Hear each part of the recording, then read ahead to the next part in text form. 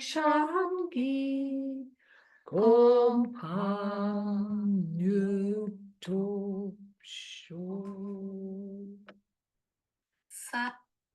Okay, let's just do the 4 limitless contemplations, which next week I'm going to really give you some lovely explanations on this. But for anyone that really wants to start out, this is really a good prayer to use. It incorporates everything. We'll talk about it next week. May all beings have happiness and create the causes of happiness. May they all be free from suffering and creating the causes of suffering. May they find that noble happiness which can never be tainted by suffering. May they attain universal impartial compassion, free of worldly bias towards friends and enemies. Senjem tangje dewa tang dewe ju tang den pa ju chik dungal tang dungal chichu tang tra wa ju chik dungal mepe dewa tampa tang mindra wa ju chik ne ring chak tang ni tang tra we tang nom chempo la ne pa ju che. So good evening. If you just came in, if you could switch on your camera, it would be nice. I like to see your faces when I'm teaching you. I found it good to see your faces. It's nice. Otherwise, I'm talking to numbers and names and phone numbers and all kinds of things like that. Yuri, I'm happy to see you. It's very nice. And I'd like to see if you can. I don't mind if you're in your pajamas. It's even better because it means you can give really beautiful time for everything you want to do, incorporating the Dharma into, which is important. So tonight I called it all about suffering, but as Denise told me, she said to me, what's really important is that I now start naming the lectures with the same title. And then underneath we could put a little blurb, because then it's very easy. She's going to put them into real working order on the YouTube. So then it's very easy for people to find the previous ones if they've all got the same name. So I'm going to really name them all the same now, and then people can find them very easily on YouTube. So we're going back, and Aidan, you can go back to get the first, this is part 4 actually, but you'll still understand everything. But when we all look at suffering, I mean, what really is suffering? I was thinking about it when I was doing the talk, and I thought, why is it the most important feature of our conditioned samsaric life? Why is suffering the key of our samsaric life? What would happen in this relative life without suffering? I was thinking about it, what would happen. Maybe there would be no more deterrence for our actions if we didn't have suffering, and nothing to stop us from hurting, harming, greed.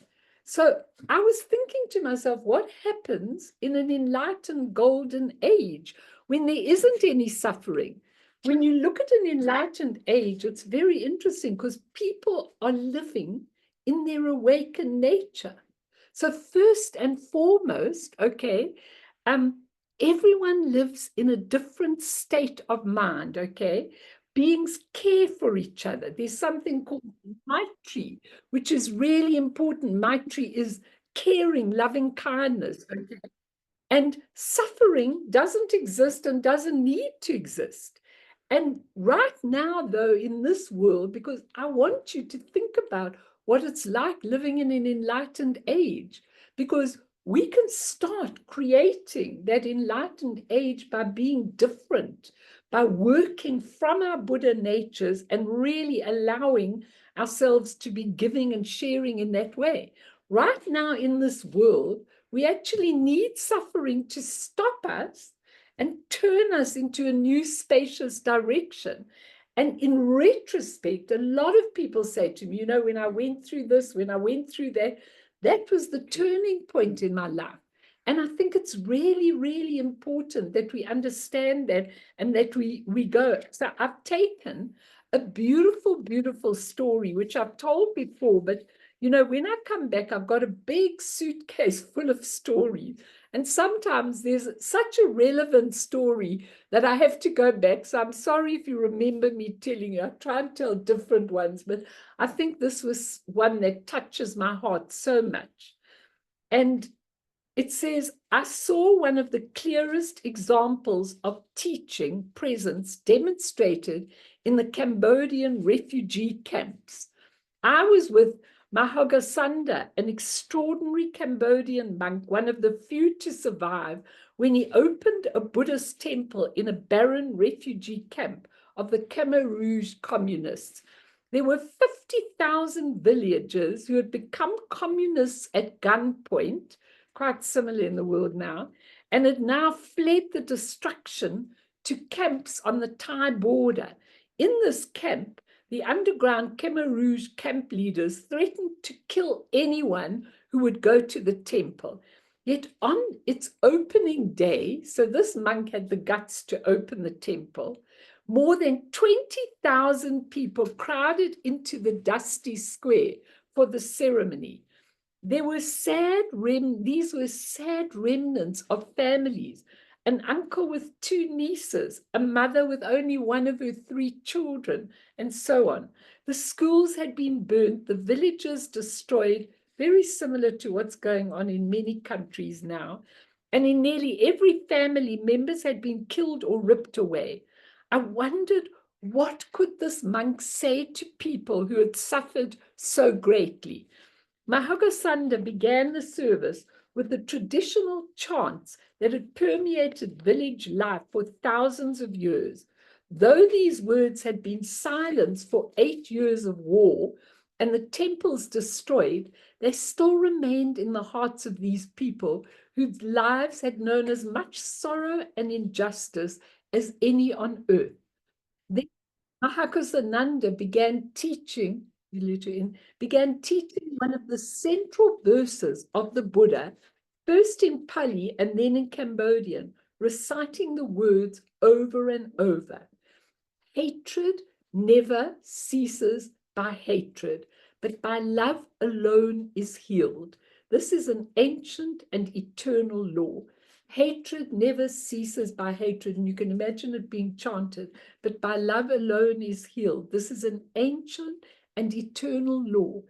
As he chanted these verses over and over, thousands began to chant with him, even though they weren't allowed to. They chanted and they wept. It was an amazing moment, for it was clear that their hearts longed for this forgiveness like a parched desert. And it was clear that the presence of this monk and the truth he chanted was even greater than the sorrows they had to bear. Now, I love that story, and I can imagine when it was chanted, and can you imagine these 20,000 remnants of family chanting this over and over again and healing all their suffering? And I think it's a beautiful story, because I really want to say to all of you, there are a lot of you sitting here tonight who've got a lot of sorrow in your lives and a lot of difficulties in your lives. And you know what? There is a way out. There's a way out. And that way is not to resolve the problem. Yeah, we do have to resolve the problem a little bit. Yeah, we do have to change. But the changing is going to that awakened nature. That is the work that we have to do. We have to go to that awakened nature, because in that awakened nature, there is no suffering, no pain, no anything.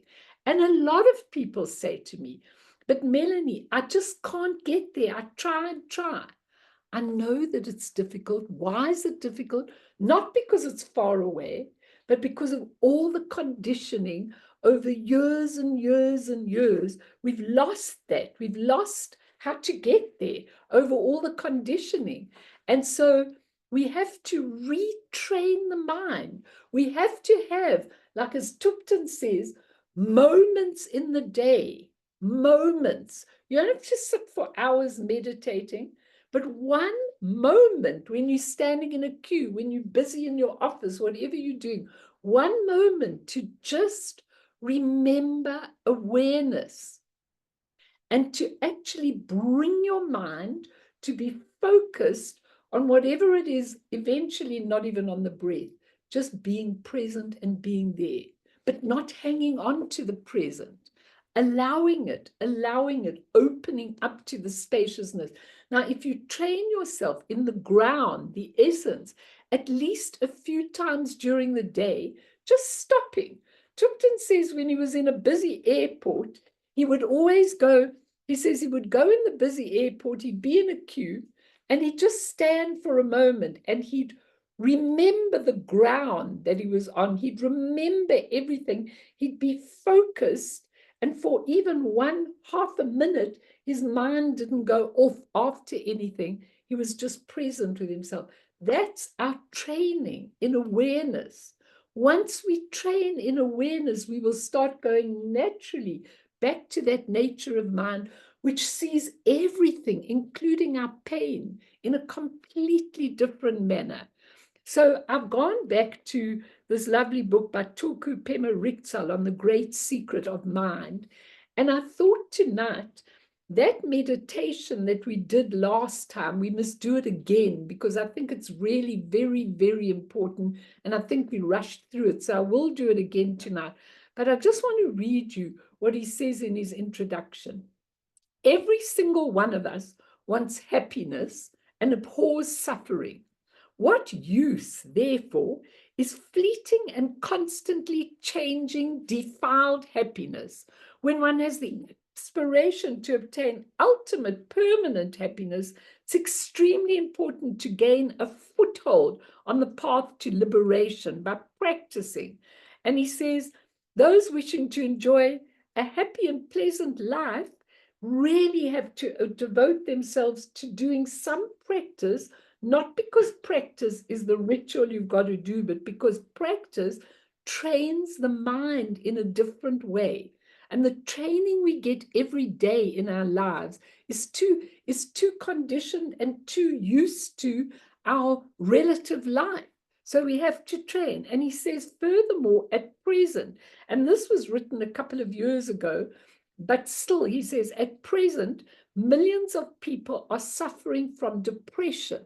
Okay. He also put HIV, it's not as bad as it was then, and other more severe diseases.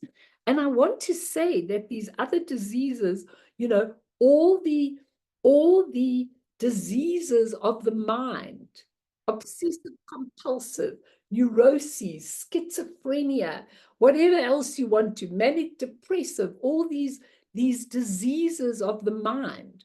I mean, when some of you, a little while ago, these diseases were never heard of.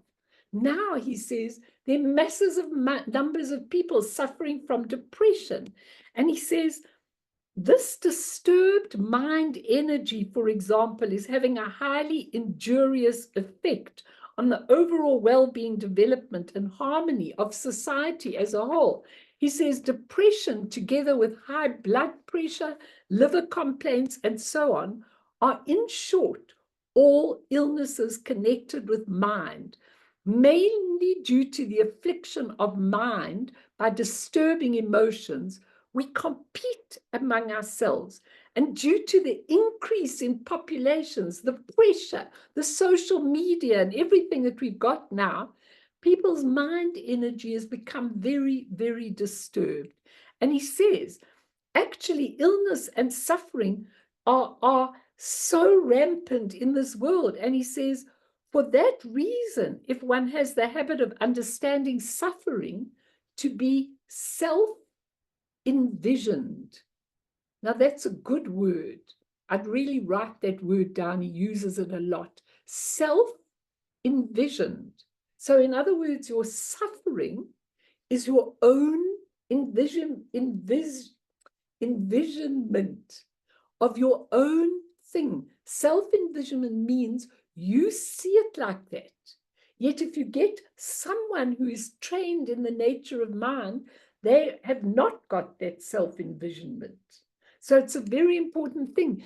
He says, if you can understand suffering to be self-envisioned, one will thereby be able to make all occurrences of unwanted illness and suffering naturally dissolve.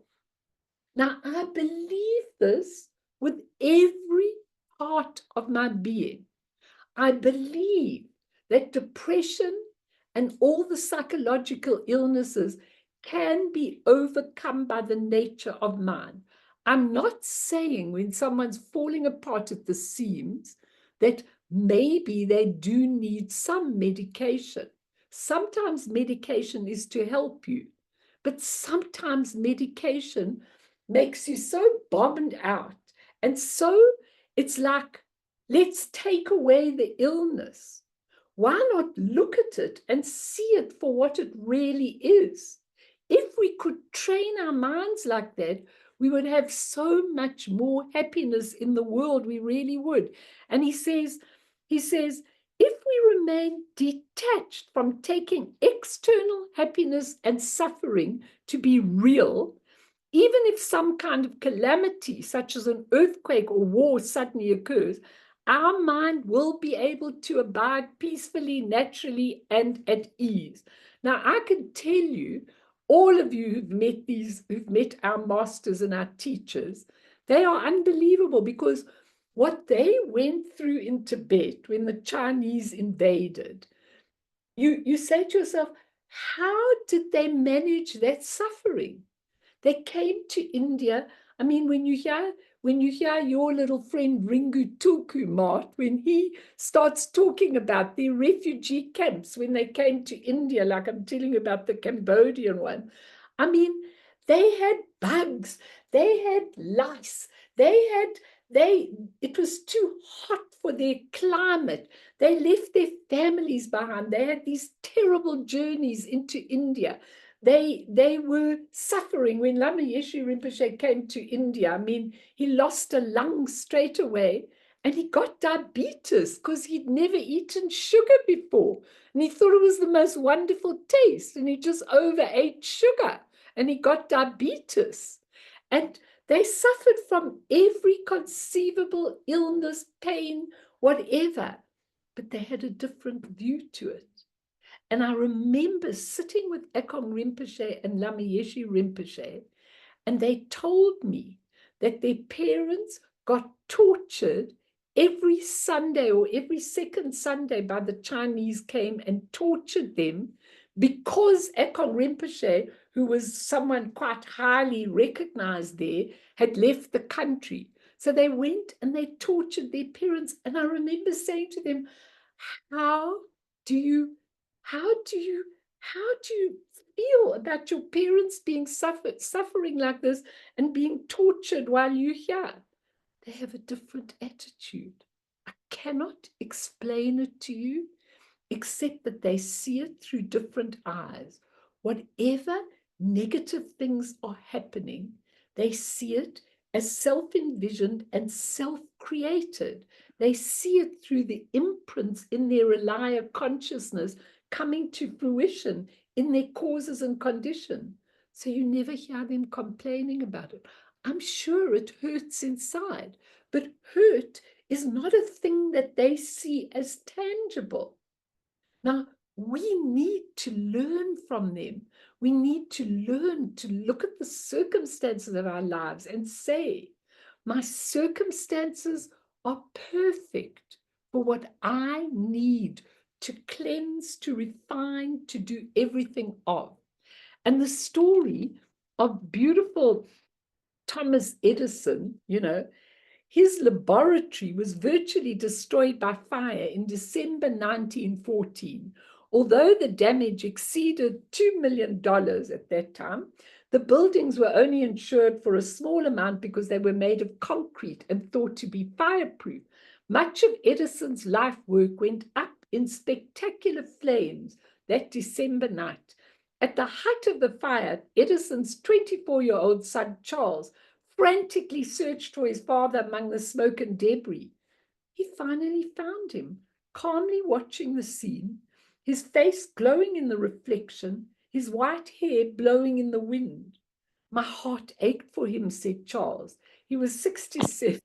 I mean, in those days, 67 was old, not like today. He was 67, no longer a young man, and everything was going up in flames. When he saw me, he shouted, Charles, where's your mother? When I told him I didn't know, he said, find her, bring her here. She will never see anything like this as long as she lives. The next morning, Edison looked at the ruins and said, there is great value in disaster. All our mistakes are burnt up. Thank goodness we could start anew. 3 weeks after the fire, Edison managed to deliver his first phonograph. It's so funny when you look at all these stories that come from long ago, because a phonograph, that was such a great thing in those days. And now look at the sophistication of what we've got. Has it helped us? Well, we wouldn't be together tonight if we didn't have it. But I can think of millions of things where social media and things like that have inflicted amazing suffering on people.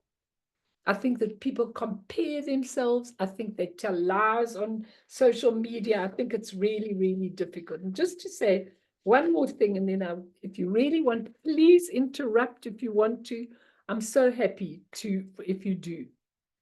But again, Ringu, this Tulku Pema Riksal says, believing that happiness and sadness depend on external objects.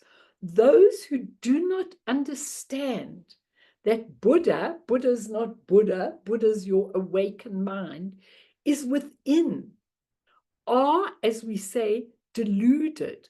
So all human beings, great, small, and middling, always strive to attain happiness and abandon sadness only through external objects.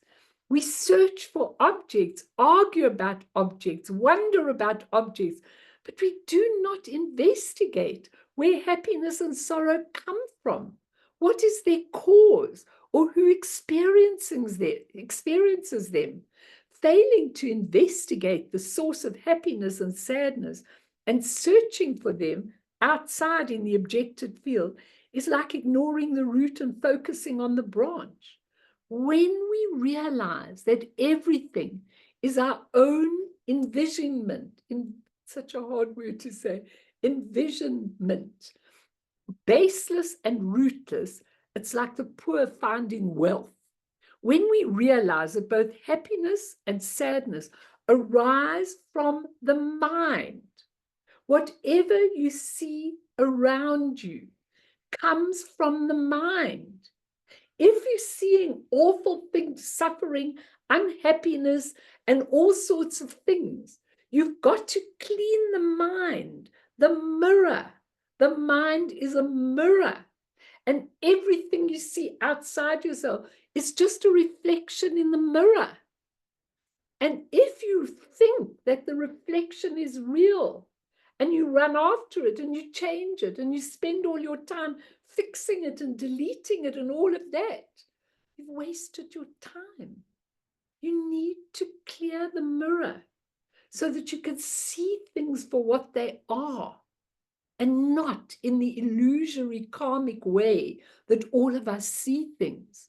When you change your vision, everything is there ready for the taking.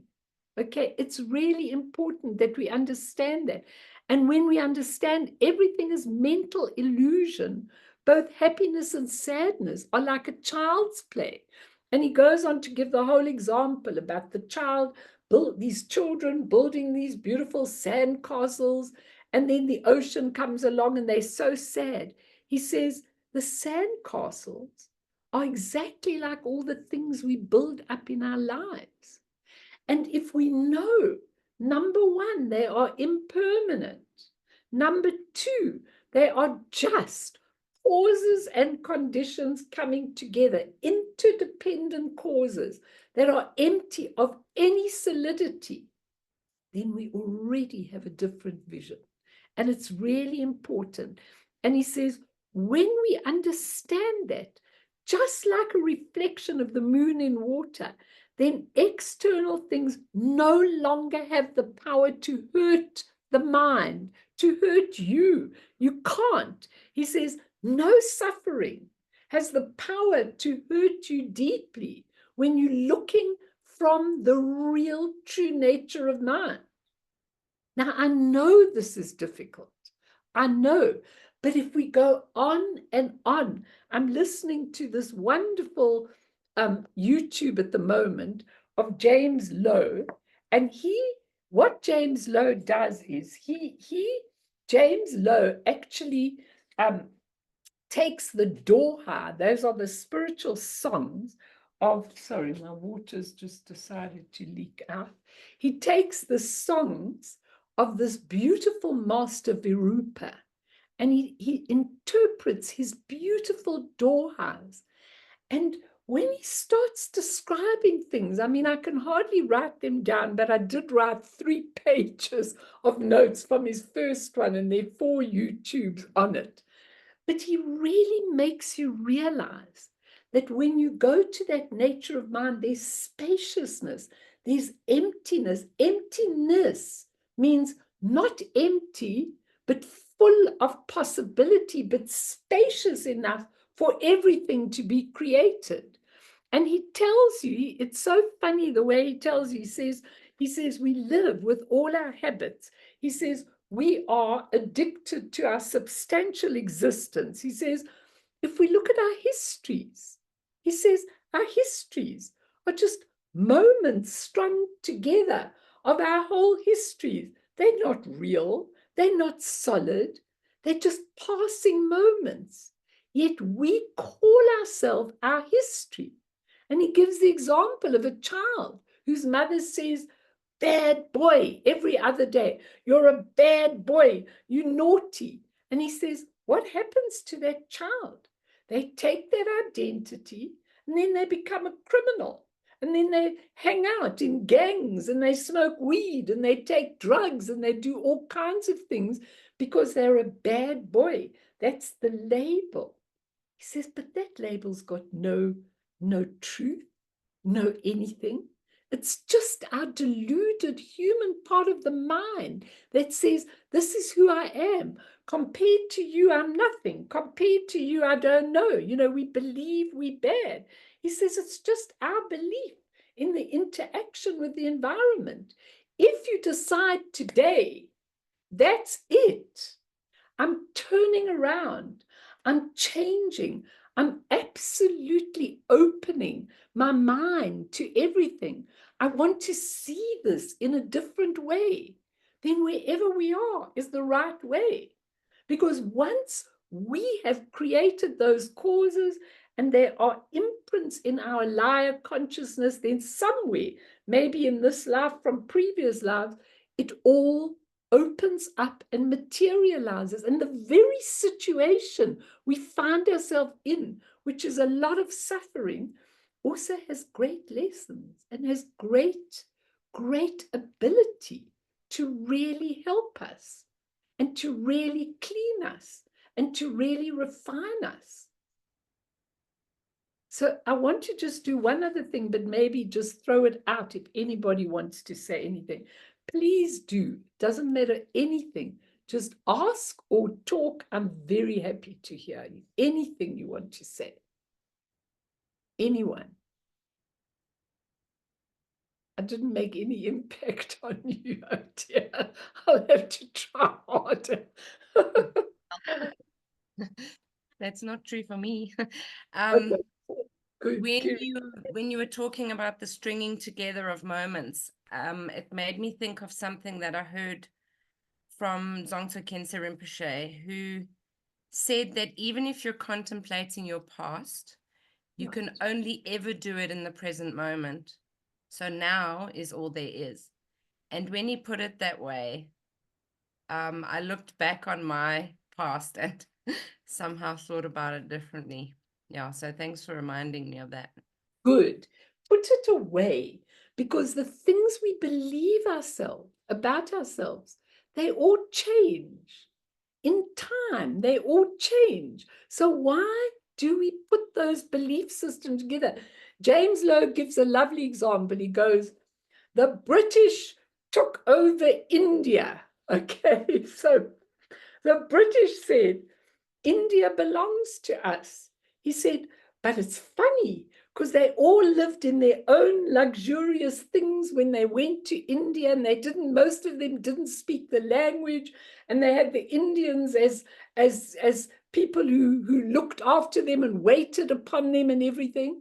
And then one day, people got this belief in them when you look at Gandhi and all of them, and they said, why are they here? This is our land. They don't even speak our language. What are they doing here? Let's rebel. And then these movements get together. Now new conditions come into being. And everybody's so excited about the new conditions.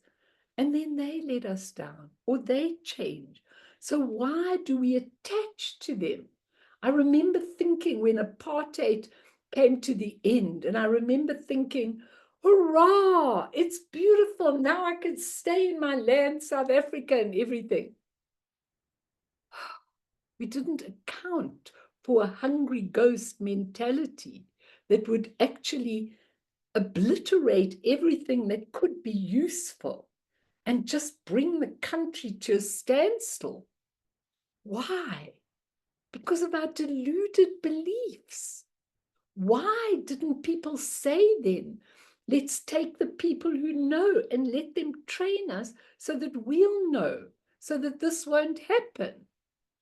And so everything changes. There's no solidity. There's nothing like that. And we've got to realize that's the same with us. So I just want to say, to take the 3 marks of conditioned existence. There are 3 marks of conditioned existence, which are really important. The first one in Sanskrit, they're very well known, is called anicca. Anicca means impermanence in Sanskrit, okay? So important. It's one of the things we should contemplate. Contemplating or pondering is my favorite pastime, okay? Impermanence, you've got to ponder it until it's in your blood, in your bones. You've got to think about, now the seasons are changing. Now day's changing into night. Look at me changing. Am I the same as I was before? Look at the country. Look at the weather. Look at everything is changing all the time. It's all impermanent. So why am I deluding myself and pretending this is going to last forever? Because if I do, then I'm going to suffer. The second mark of conditioned existence is called anatta. Anatta means selflessness, okay? Or the absence of an inherent self-nature, which is what I've been talking about. We aren't what we seem to be. We are just aggregates, form, feelings, perceptions, habits, and consciousness. That's what we're made up of.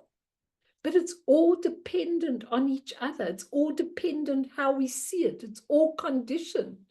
So there isn't really an inherent self-nature, yet we're always fighting for I, me, and mine. But we don't really exist as a self-nature. And I think what's important here is that if you're selfless, means you probably don't have much direction. But selflessness, the ness, means full of possibility. So today I can be a teacher. Tomorrow I can be a post office assistant. I can be whatever I want to be. I mean, we're changing all the time. So selflessness means when you really are happy to help other people, but you can change direction according to what other people need. And the third mark of conditioned existence is called dukkha, which is suffering. That's the third mark. And on a relative level, suffering is always a mark of conditioned existence as we live it. because we see everything as permanent. We see everything as existing on their own, solid, which is not the truth about them. And we see them as experiences of I and me. So suffering is inherent in all of them till we change our view. Till we change our view. Is it possible? You think it is, Kati, right? Does anybody think it's not possible to change? It's very possible. I see people changing. You do not believe it. And then I'm always so excited when I see people changing, because I see them really moving in another direction and really enjoying their beautiful new self that they've now, it's not a real self, but they're enjoying. They're giving out in life. They're opening up. They're not hanging on to what that suffering was in the past. It's done, Kerry, as you said. It's done. It's over. Why do we hang on to it as though it were never going to go away from us? Why do we define ourselves by it? Well, it also seems to take something big to make us change, whether it's death or loss or illness or some shock. So it's a pity that it takes that to make us have a change of view. Okay, so how, when you had a big trauma, okay, Mm. when you phoned me, you said to me, I'm facing death. I've got 4th stage cancer. You said to me, I'm actually facing death. And as you told everybody, Lamieshi said, turn your life around, turn it around and just look at it differently. So why do we need a big bonk over their head to change? I don't know. I mean, maybe some people don't, but I guess I needed a bit of a smack. I don't know. You did need a smack because you were on a campaign and you had the Buddha Dharma, you had everything, but you wouldn't really take to it. You had it as a sideline, but you were carrying on in your life. So it stopped you dead in your tracks. And I'm so happy that you've taken account of your whole life and give it to all of them so they don't have to go through what you had to go through to get there. It's very important. But why do we have to have that bonk over the head? And why do I always have to see people that are crying and suffering so badly and having a terrible bonk over their head when we could have done it without? We could have, but we don't. So, Jean, your question, what do you hold on to and what gives you faith if everything changes and is lost? That's a very good question. What do you hold on to? You see, first of all, the word holding on to is a word you should get right out of your vocabulary, okay? Because we actually holding on to nothing. We actually are surrendering our entire being to the faith that we have that the universe is going to provide us with everything. It's always so strange. Whatever I'm doing, I find that if I am in harmony with my own nature and with the universe and with people's needs, then all the help I need comes forth. So it's kind of a new faith we have to have. Prior to that point, Jean, we depended on this one and this one and this one and this situation and how much money we made and how much our profession well was doing and what this. We depended on all of this, but suddenly there's a place inside of us that really, really shows us the way, and we're not holding on to it. We're training to go there and be free, because the problem is that we're holding on and attaching. And here we're doing the opposite. We're just allowing and surrendering, which is really important. So we Mel, were can I ask a question? Of course, of course. In that idea of, if you open up and you have the faith and that sometimes I find people come in and they start saying, oh, but if you haven't got the merit, then if your karma's not right, then it won't happen. And I get a bit confused. Well, how much of it, I mean, you can open yourself, and I believe what you say, if you do open yourself up and you have the faith and you have the devotion, but then as I say, you have people coming in and saying, yes, but you need the merit, and which you do, which of course you do, but how much of a part does karma play in things like this? Such an important question what you're asking, because in the Four Noble Truths that the Buddha taught, and he only taught them, he would have taught us how to find that nature much rather. But he sent an emanation of him, Guru Rinpoche, much later to help us with that. But what is so important, what you're asking, is how much room does karma help? Now let's go back to the Four Noble Truths, and then we'll do that meditation in time, because I want to answer this. So I said to you, he gave the Four Noble Truths 3 times in 3 turnings of the wheel of Dharma. First time, he gave it in words. Second time, he gave it, so let's go through the first 4. Life as we live it is suffering. I'm coming to answer your question on karma as I'm doing this. Life as we live it is suffering. Was he being negative? Definitely not. He was saying, if you don't change your limited human perception, you are going to live with suffering. So change it. Okay, so that was his first noble truth. His second noble truth, we create this suffering through karma and negative emotions. Okay, now, how much is merit? How much is training? Because remember, if you have the merit, like I was listening to James Lowe talking about Virupa, the master, and he said Virupa went on the path, the Lam Rim path, slowly, slowly, slowly, slowly through every single phase until he reached the top. When he reached the higher teachings, he just left everything behind. Okay, he really did, and he went there, and that's where he wrote his songs that James Lowe is teaching about, when he was already in that state.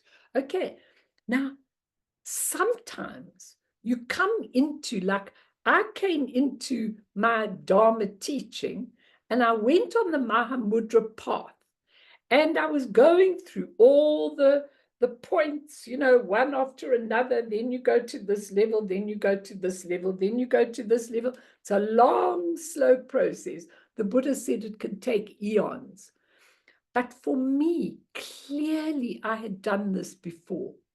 So clearly, when I was introduced to a different way of life and a different way of seeing the world, when I was introduced, it doesn't mean I've got it yet, but I'm trying to. But when I was introduced, there was definitely some merit of devotion from before that enabled me to get to that place. However, we can't live our lives by saying, well, I haven't got the merit, therefore I don't understand. Well, I haven't got the merit because look at my life. Look what a mess I am. Look what I'm in. Because that's just creating more karma. You can create the merit right now by your devotion, by looking, by trying every little time in your life of just spending 1 minute coming to that awareness. That's the Buddha's third noble truth. Coming to that pristine awareness where suddenly you feel something. Now, all of you have had that experience. You've had that experience where you go through something terrible.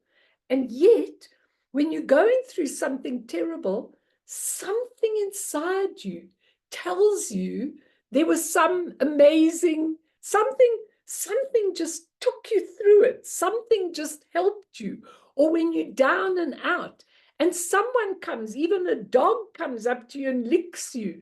It's kind of, there is that merit just by your devotion, just by your discipline, just by your consistency. you grow the merit very quickly. It may not be merit enough to get the greatest teaching, but it's merit enough to go forward. Now, the karma, which the Buddha taught about, which was the cause of the suffering, negative karma and negative emotions, that negative karma is only applicable on a relative level. So if you can move through it quickly, whatever you go through, if you say, well, this is just the right situation for me to be in, I've just gone through this and it's okay, and it clears the karma, quickly you can accumulate merit. So I don't think that merit is necessarily over a whole lifetime. It might need that merit to get certain things, but never to get on the pathway. I know when I make prayers for people over and over and over again, I just start to see the change, and I'm doing the prayers for them. I just start to see them opening. Then they've got to take over.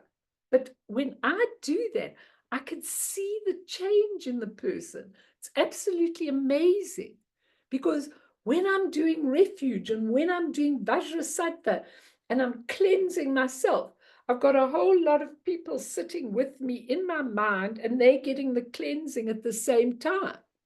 And so they can accumulate merit like that if they are open to it, if they are susceptible to it. But if somebody is sitting in their misery like this, absolutely in a ball of misery, how can they be susceptible? Then the karma's got to play out. It's just going to go on and on and on. Do you all understand what I'm saying? Just turn the mind. Turn it. That's why we've got mind changes. Turn it to the light. Turn it to the primordial purity. Even if it's just a thought in a day, it's enough to get you out of these stuck situations. It's really enough. And sure enough, if you are trying, there will always be someone there. It's so amazing.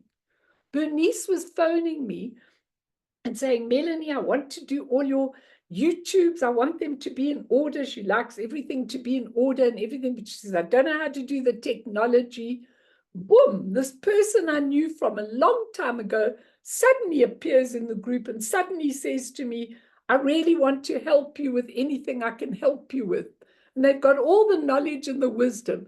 And I go, Guru Rinpoche, if I didn't believe before, this is enough to make me believe. Someone comes into my life after not seeing them for 30 years, and they've got the exact skill needed so that we could sort everything out. That's how the path must work for us. Just to open and be positive and loving and really allow and surrendering, we get to there. Being a bit too passionate tonight. Let's do some meditation, okay? But I feel it in my bones. I feel it in my blood. I want to pour it into you so that you can feel it in your blood. Ega, when you say to me, Melanie, I need this, Melanie, I need that, I know you need those things. And I'm asking for those things for you. But those things are not everything that you need. Those are just certain external things that you need. What you need to do is change within and have the faith that I am an awakened being. Therefore, when you are awakened, you can create your own circumstances. But sometimes the karma and the negative emotion holds us back. And then we can't seem to create it. And then we get desperate, and then we clutching. And all we have to do, I just say to people, let go. Let all the balloons go. Stop holding so tight. Bring your mind here and let it really experience everything in its true way. And then it all happens. I promise.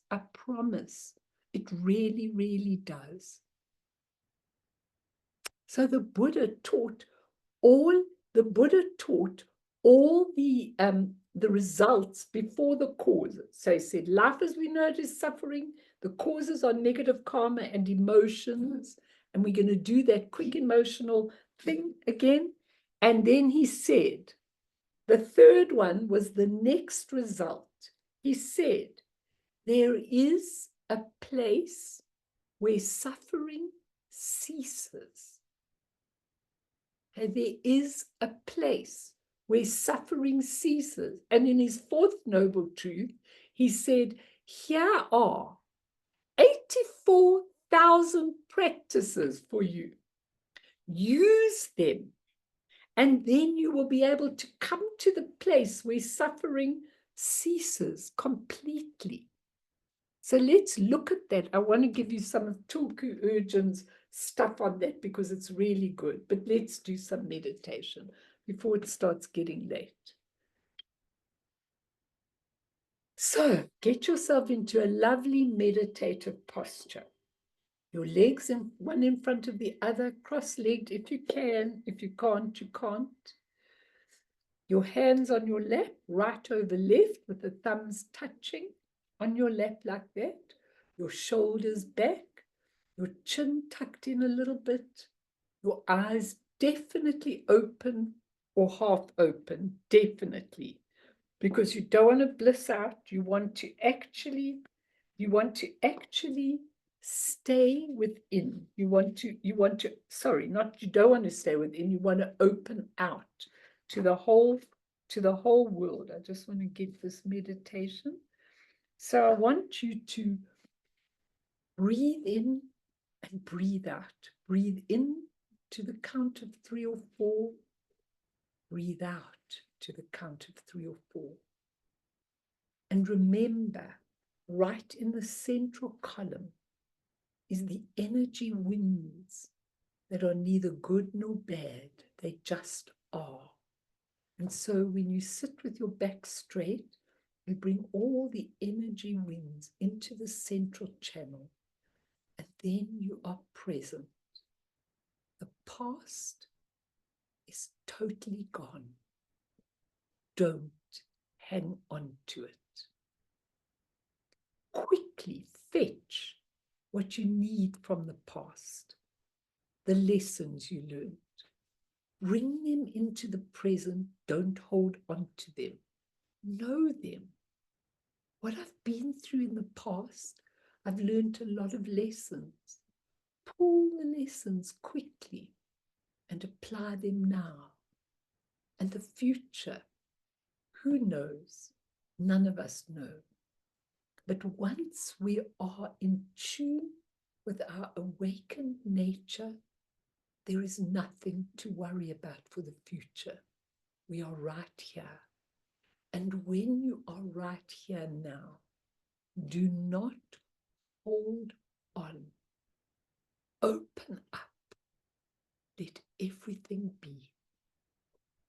And I'm going to give you on the 5 negative poisons again, that same meditation, because we rushed so much. So what we're doing now is we're looking deeply into the poison, anger, etc. And then we're going to look so deeply into it that we see the wisdom, the awareness. There are 5 main poisons. There are 5 main awarenesses or wisdoms. When we know the poisons, they are the wisdoms. So recall and relive any harm that anyone has inflicted upon us. Someone stole from us, injured us, insulted us, embarrassed us, shamed us, or anything. Just feel the anger you felt, even if it was a while ago. Feel that anger in your heart. You were so humiliated. You were so cross that they stole your car or that they stole something from you. Let that anger just arise at the moment, even though we are faking it a bit at the moment.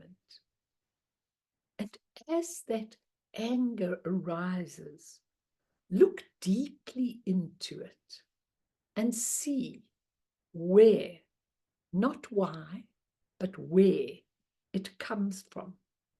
Where does it reside? If you want to put your hand on the place in your body where you feel the anger, you may do that. Where does it reside? In the upper or lower part of the body? And after I'm finished feeling it, where does it go? Ponder that. Look at it again and see whether it has a color and a shape and what that color or shape may be. Is it solid? Is it you? Does it come back and back again to you? Do you keep getting annoyed with people? And when you look deeply into it, as though you were looking in a pool of water, you see that actually there's nothing solid. It's primordially empty. It's selfless envisionment. Do not abandon it, because it becomes mirror-like awareness from the anger, which is not solid. We can see into the mirror of our lives, and we can gain mirror-like awareness, so that the next time we have a situation of difficulty or anger, we can see it as a mirror, teaching us, reflecting for us, and we can just let it be as mirror-like awareness. Now imagine all your desires for wealth, your desires for a good lover, your desires for clothes, for jewelry, for money, for wanting to travel, your desire, just let your desires arise, especially if they really are big desires, what you want. And when your desire arises, gaze at it nakedly. Let it come in front of you, looking at it.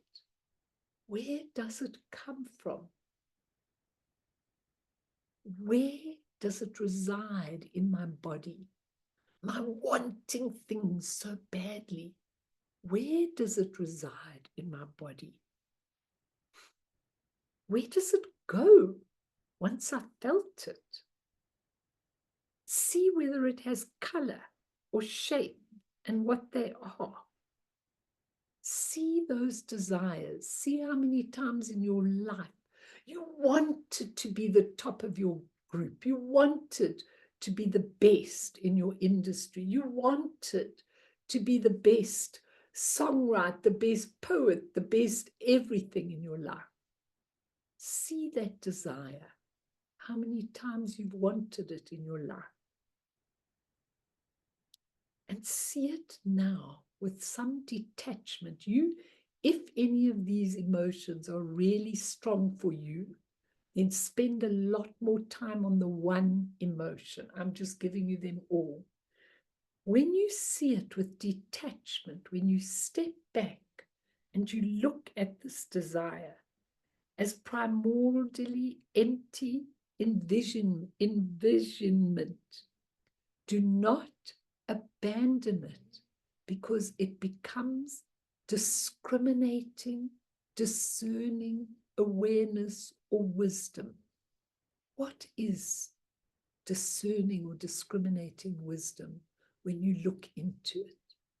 It is the ability to discern, to become aware when something is there as a lesson, when we don't really need something, when we need to move into a higher level.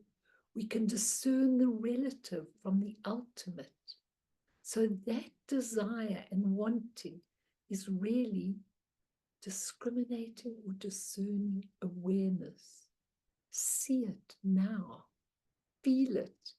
Feel how wonderful it is when you really have absolute and total ability to discern between the truth and the lower part of you, the relative part. Now, when we are sleepy or in a state of dullness, gloom, and depression, in short, when the mind is not clear, but is imperceptive and bewildered like a frozen computer, let that ignorance, that delusion, that sloth arise, that feeling of being out of it, not being able to see it in any way, being deluded, sometimes telling us a story. As it arises, gaze at it carefully. Look at the owner of this ignorance, which is you. See where it comes from, in which part of the body it resides, and finally, where it goes to, where it goes to. See whether it has color or shape or any attributes. Is it solid? Is it me? This part of me that's so out of it and out of touch and lazy and slothful. Is that me? Is it solid? When we see it with detachment as primordially empty envisionment, if we do not abandon it, it becomes the awareness of spaciousness, that all wisdom of the Dharma Dhatu, the spaciousness, the openness, the knowingness. We don't have to get rid of it. We have to see it for what it really is. Then think of race, status, wealth, bone structure, powers of voice, and so forth. And let your pride arise, your arrogance arise. That when the pride has arisen, gaze at the pride holder nakedly. See where it comes from. Where does your arrogance, I'm much better than most people, come from? Where does it come from? Where does it reside? Where does it go? See if it has any color or shape or attribute. The part like, my family has told me where I come from. That feeling of being superior to other people. A lot of people have that.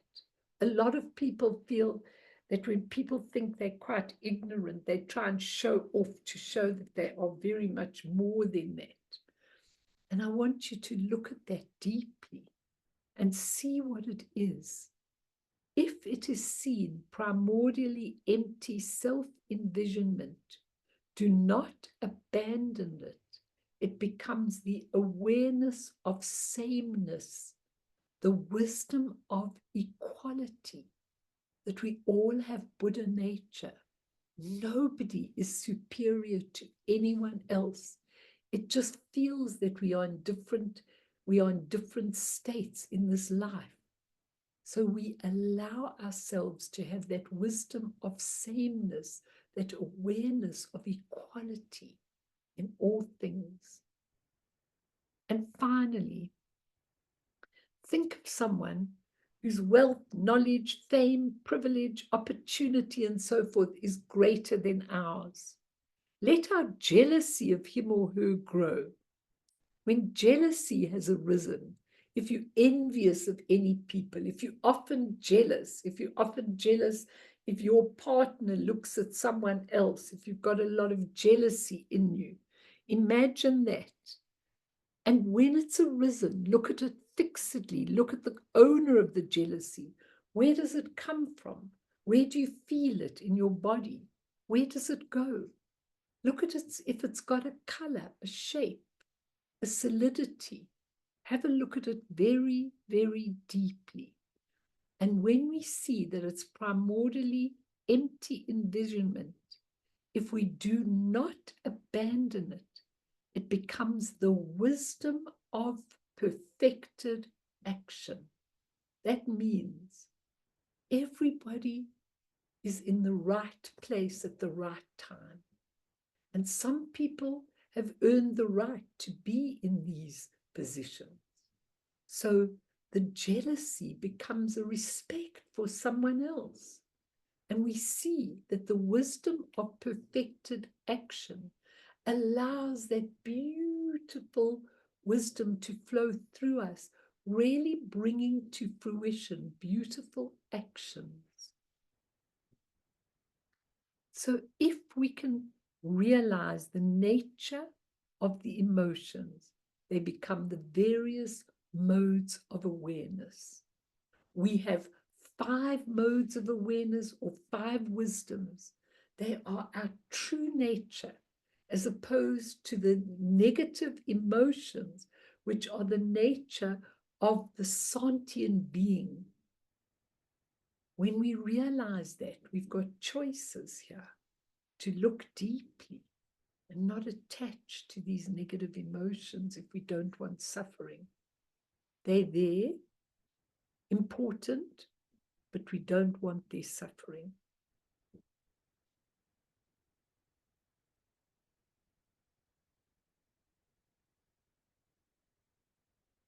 So beautiful, because when Guru Rinpoche was leaving Yeshi Tsogil, he said, I'll tell you that next time. He goes to the land of mirror-like awareness, where there's no hatred and there's no hatred for enemies and just beautiful unity and everything else. That's what we can have too. It's really, really possible, okay? It's just when we get caught in everything that it really doesn't work that way. And, you know, Nam Thupten says the poisons are part of being human, and they give us a sense of life too, where we can feel sadness and confusion. And he says we don't have to remove them completely. He says it would be like writing Shakespeare without drama. Which is quite funny when you think of it. He says we need a few dramas in our lives to spice them up, but see them for what they are. Don't, when they get twisted and become destructive, they can cause so much harm. And he says there needs to be a balance between accepting that we have inner poisons and bringing enough awareness so we're not governed by them. As we grow inside, we can cut through our identification with them, not feeling shame that all these poisons, we don't have to feel, they're always unwholesome. Otherwise, especially on a spiritual journey, he says, we split off. And then we get all the psychological diseases. So we don't want to do that. He says they can be purified with awareness. And finally, he says, which is very interesting, samsaric aggregates, which is your form, your feelings, your perceptions, your habits, and your consciousness, depend on the karma and the poisons. He says, remember, the karma and the poisons depend on delusion when you're deluding yourself. Remember, he says, that delusion depends on your nature of mind or your Buddha nature. That's so important, because your Buddha nature comes out, and either we see it purely or we see it distortedly. It's up to us, but it all comes from the Buddha nature. When we click with that, it's so amazing. This is the basis of everything. So we are really pure in nature. The Buddha natures are there, but often obscured by those poisons. So what do you think? It really is possible to do this, everybody. Every single day of my life, when I go in the shower, when I'm in the kitchen, wherever I am, I always say the 5 poisons and the 5 Buddha families and the 5 wisdoms. I just do them automatically so that I remember all the time. So I always go, Om Varashana Om, flood us with your beautiful open wisdom and clear all the delusion and the ignorance. Then I go, Om Akshobhya Hum, flood us with the beautiful mirror-like wisdom and clear all the angers and hatred. I know them off by heart. Om Ratna Sambhava Tram, flood us with the beautiful wisdom of equality, clear all the pride and arrogance, And I go through all of them.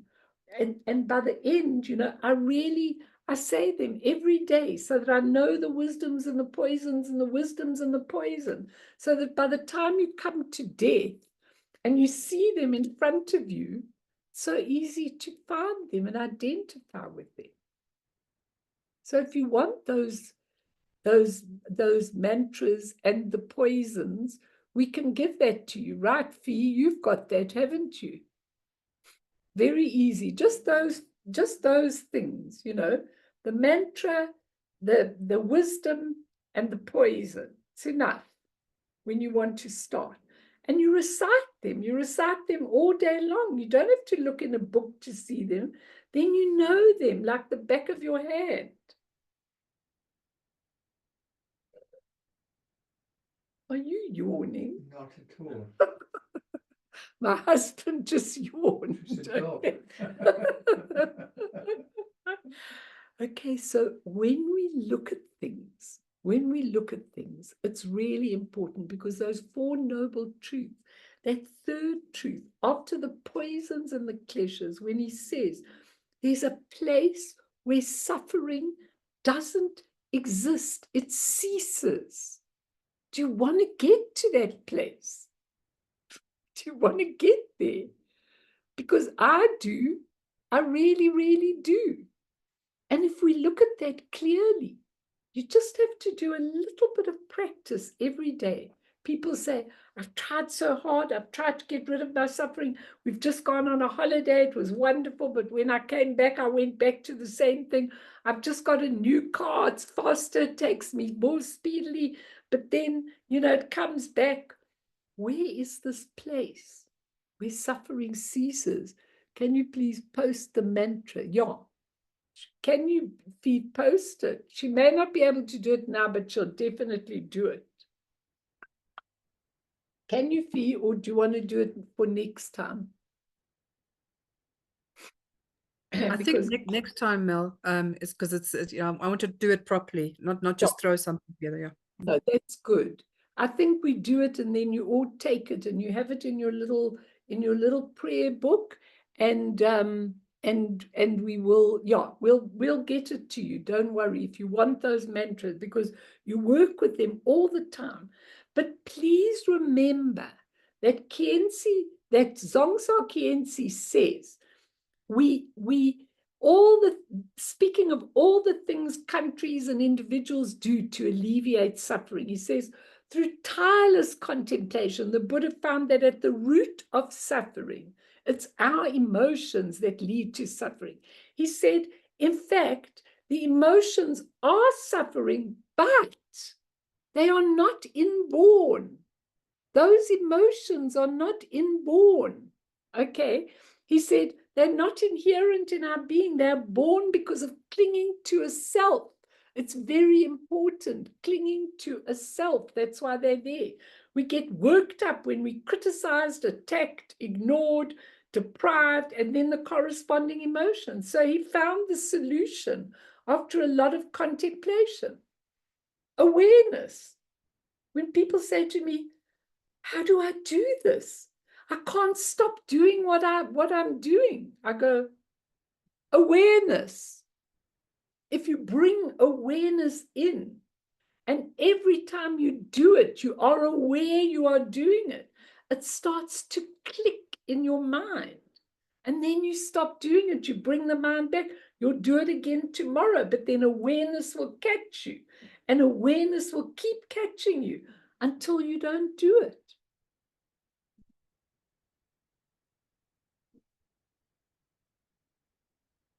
It's really possible. So I just want to give you one definition, or we can do it next time. It's fine, because I'm going to do the last session next week. But the most important thing, Fee, if you can give them that cartoon that I sent you, okay? Have a look at this cartoon, everybody. It says it all. That's all. Don't ever give up. Okay, as the frog is being swallowed by the bird, he's holding onto her throat like nobody's business. don't ever give up. Keep practicing. Keep trying. Okay, they all want the mantras. Listen, I think if you could just wait until next week, that's good. Put it back for you. If you could just wait until next week, I think it would really be good, and we'll put the mantras up properly so that you can have it in a good form. Because all you want is Varashana, Fladas, or whatever it is, Amitabha Re, flood us with the discriminating wisdom. Please clear up all the desires and passions and cravings and all of that. And then Magasidi A, flood us with the wisdom of perfected action. Please consume all the jealousies, envies, whatever. And you use them in your car, you say them. You can say the mantra a few times. It's really, really possible. Because the Buddha said that the third noble truth was going to that place. So next week, I will teach you a few things how to get to that place according to what Tulku Urgyen Rinpoche has actually taught in his beautiful teaching that he's given of getting to that. And then also the last one, which is, he says, follow all my different practices and you will get there. There's such a wide variety of choice of practices. When people say, I don't want to do the practices, it's really hard to get there without the practices. That's the thing. Even if you do short practices, I'll help any of you. Even if you do a short guru yoga or a short meditation or a short, training in awareness, or even if you use, I want to give you those 4 immeasurables with how they really cure your suffering and develop things in you. I don't care what practice you do. Everybody should just get up in the morning, and if you can manage to do 15 minutes of practice, then you're there. And you keep on doing it until you so enjoy the time. But remember, the Buddha spoke 3 times. The first one, he said, life is suffering. The second wheel, he said, life is suffering and you must understand it. The third wheel, he said, life is suffering and you must understand it, but actually there's nothing to understand, no thing. And I mean, some people say, what was he saying? He's just saying there's nothing solid there. It's only you in your human mind that think that you can't get past that because you think it's solid and you think it's permanent, and it isn't. There's nothing really there. But to get to that emptiness, you do have to practice, because of our conditioning. So before we end, I'm not going to do more because I can see you all tired. Anyone want to say anything, please do, or ask anything. I won't go on to any more teaching. Got a little more, and we'll just do the last session on suffering next week. Aidan, do you want to ask anything? And don't be scared to ask because you think... No, I'm good, thanks. It was nice to attend this. Thank you. No, it's good. And if you want to know anything or ask anything, just ask VM for my thing. I always do quick audio. You did send me some videos. That's great. Watch and Yeah. try and I will. absorb some of this, because it makes a tremendous difference in your life. It really does, Anyone want to ask anything or say anything or comment? Viam, you're very quiet lately. What's going on? Hello, Mel, everybody. How's it going? No, it's going good. Thanks very much. I've always loved the talks. So rich and full. But I've been. It's interesting listening to what you're saying, and I always try to look at where I am and how I'm applying these things. Because it's one thing to have my meditation practice, like in the morning and then maybe in the evenings listening to a talk like this, but then in the day, how do I talk to myself, like this kind of self-talk, or like how do I keep it Yeah, like samsaric conditions, your mind is still like valuing certain things, that autopilot, and I just recently been trying to really integrate this very practically, and even if it's just like one little nudge in I feel like in a Dharma progression way, and one of that is like that. If I can say theoretically, I can believe in like emptiness, and it makes sense to me. There's nothing there solidify that can be found. Where does it come from in the body? Where's it going? All of that things, But like to in my life to not sell myself short the whole time with limitations, Like I don't my joy and my happiness is not content on where I live or where I go. Or having a lot of friends or not a lot of friends, or having a life we can have a lot of travel or whatever, like this designer idea. It's always here. So just coming back to that thing the whole time, it's always there, and there's nothing. I don't have to limit myself. That already feels quite optimistic, like quite like creating that sense of space. Listen, what you're saying makes such sense for everybody, because it's all of our problem. How do we apply this all the time in our lives? How do we move beyond our daily lives? And that's why I think that look, for me, I know that 90% of my day, I'm contemplating things spiritually.